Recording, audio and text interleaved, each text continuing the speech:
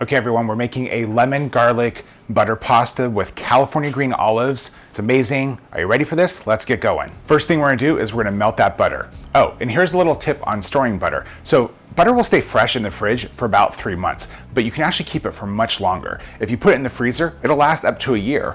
The thing is, you can just store it right in its original packaging. Just take it out when you need it. Best way to keep butter fresh. We'll go ahead and add those breadcrumbs in there to that butter because it's all about that crunch, right? But we're gonna toast them till they're golden brown, but don't trust them. These breadcrumbs are shady as when you're toasting them. If you take your eye off them for a second, I swear they're gonna go from like white to black like a reverse Michael Jackson. They're just burnt as It's like a Pepsi commercial, so you really wanna keep an eye on these. It's really important.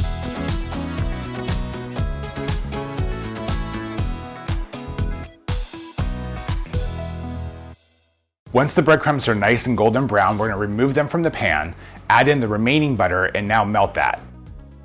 Go ahead and add in the chopped garlic, more if you have a vampire problem. We're just gonna saute that for about a minute until it's really nice and aromatic. Then we're gonna add in our lemon juice and our lemon zest. Just go ahead and cook the butter, garlic, lemon, and lemon zest for about a minute. Just wanna get everything nice and combined, and it just smells so amazing.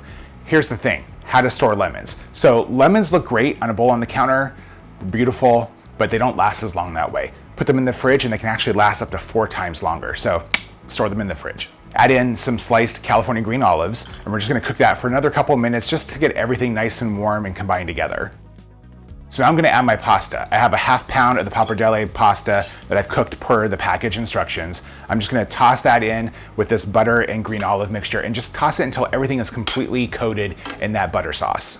Okay, so go ahead and add the breadcrumbs back to the pasta. That's that crunch that we're gonna be adding in. Add in some chopped parsley, and then just seriously salt and pepper it to taste. Wanna know how to store fresh parsley and keep it fresh for a really, really long time?